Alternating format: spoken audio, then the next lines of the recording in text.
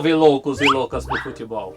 E lá vamos nós desvendar mais um mistério do futebol. Mas antes, deixe o seu joinha, inscreva-se, porque o Almanaque da Bola é o canal para quem gosta de histórias e curiosidades sobre futebol.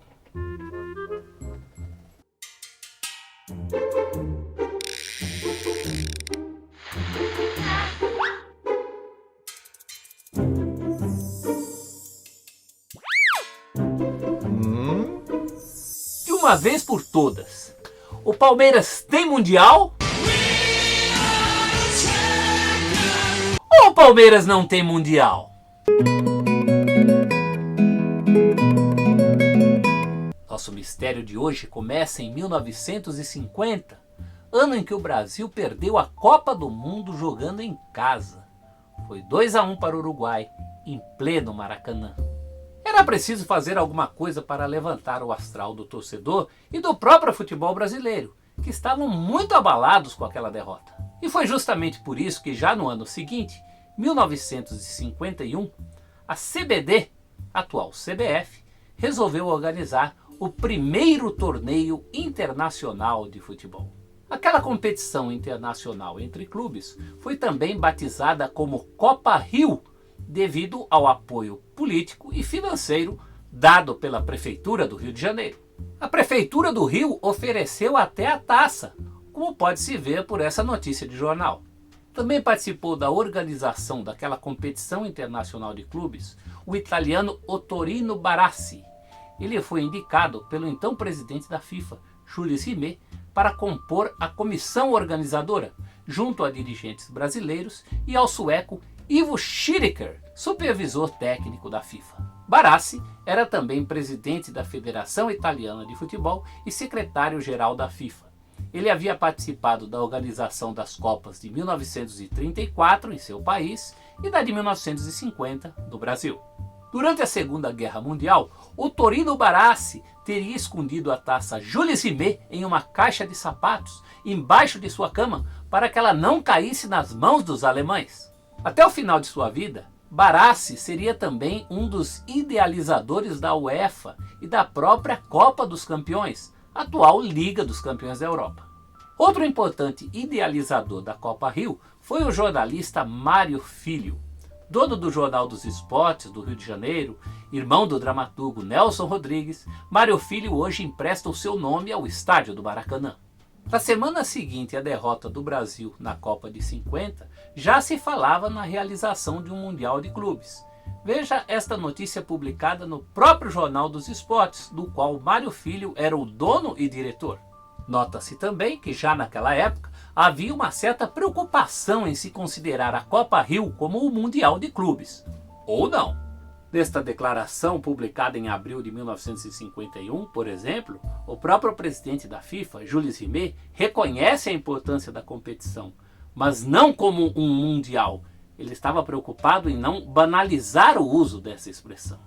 Nesta outra declaração, publicada também pelo Jornal dos Esportes em 19 de abril de 51, portanto antes do início da Copa Rio, Rimet foi bem claro. Em relação a um Mundial de Clubes, a FIFA não tinha autorização nenhuma para dar. A ideia inicial era fazer uma competição com 16 clubes, mas como a própria Copa do Mundo, no ano anterior, havia reunido apenas 13 seleções, logo se percebeu que a empreitada seria muito difícil. Chegou-se ao consenso de trazer os campeões de Itália, Inglaterra, Portugal, Áustria, Escócia e Espanha. Ideia que também não vingou. No Brasil, devido à inexistência ainda de um campeonato nacional, cogitou-se a realização de um torneio entre os campeões de São Paulo, Rio, Minas, Rio Grande do Sul, Paraná e Bahia para indicar o representante brasileiro. Outra ideia foi fazer uma melhor de 3 entre os campeões e vices de São Paulo e do Rio. Como não havia datas para nada disso, a solução foi mesmo indicar os campeões paulista e carioca no ano anterior, 1950. No caso, o Vasco, base da seleção brasileira vice-campeã do mundo, e o Palmeiras.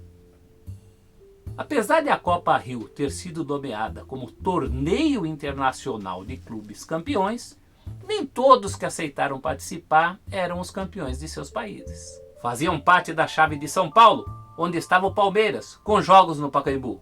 A Juventus de Turim, vice-campeã italiana, substituído o campeão Milan, que antes já havia se comprometido a disputar uma outra competição, no caso a Copa Latina, contra clubes da Espanha, França e Portugal.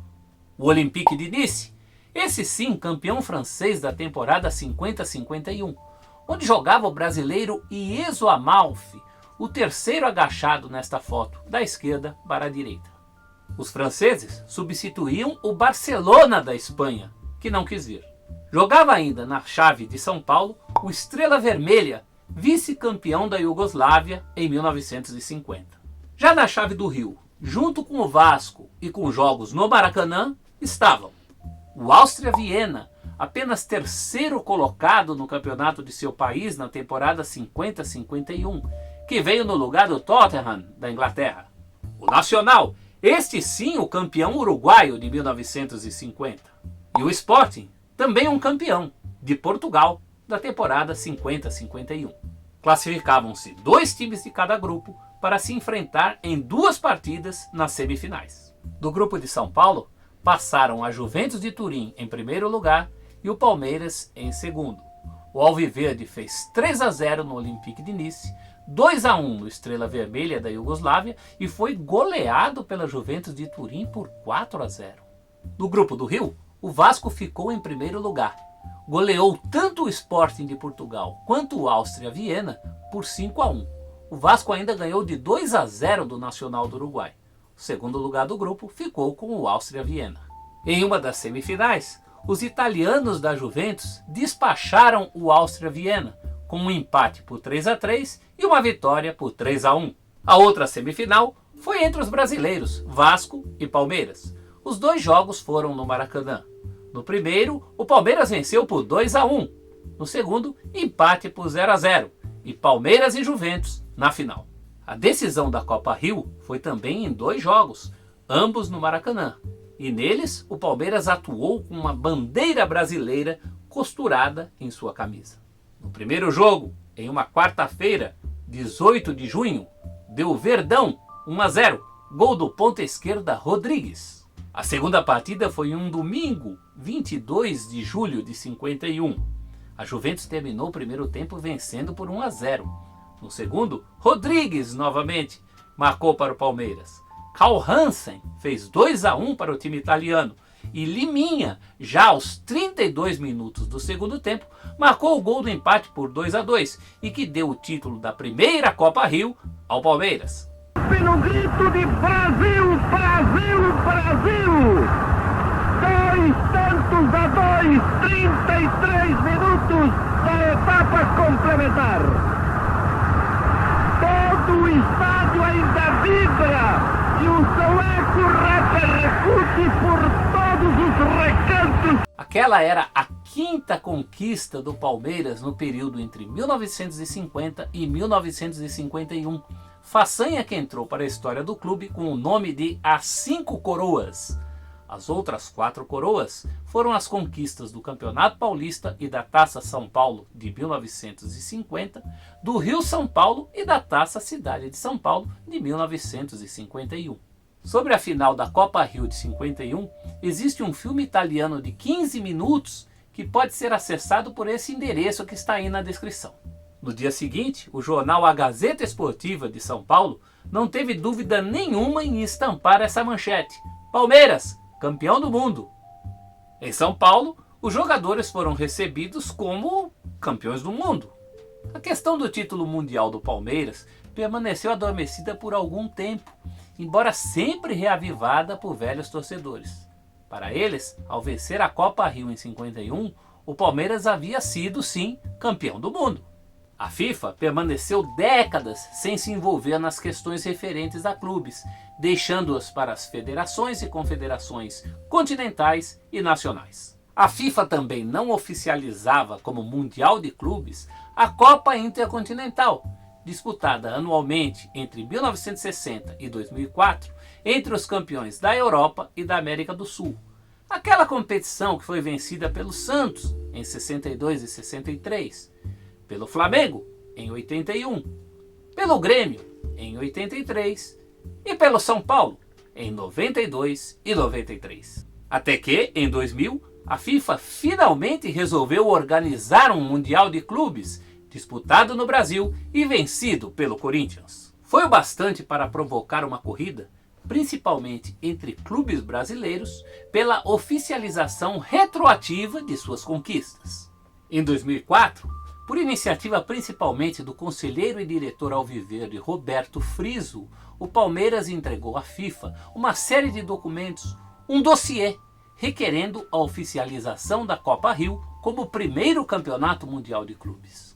Em 2007, a entidade máxima do futebol chegou de fato a reconhecer o título mundial do Palmeiras, como mostra essa troca de documentos entre a FIFA e a CBF e entre a CBF e a própria Sociedade Esportiva Palmeiras. São os famosos fax com os quais os torcedores adversários tanto azucrinam a vida dos palmeirenses. Mas em dezembro daquele mesmo ano, 2007, a FIFA voltou atrás, classificando a Copa Rio como um torneio intercontinental não FIFA. A FIFA passou a atribuir também essa classificação, torneio intercontinental não FIFA, a outros torneios anteriores ao Mundial de 2000, como a Copa Intercontinental.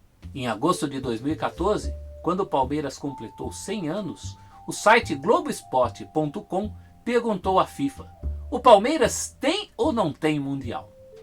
A entidade se limitou a afirmar que a Copa Rio, em 1951, foi a primeira competição internacional a reunir europeus e sul-americanos. Essa mesma informação foi ratificada em janeiro de 2017 pela FIFA em um comunicado especial à imprensa brasileira.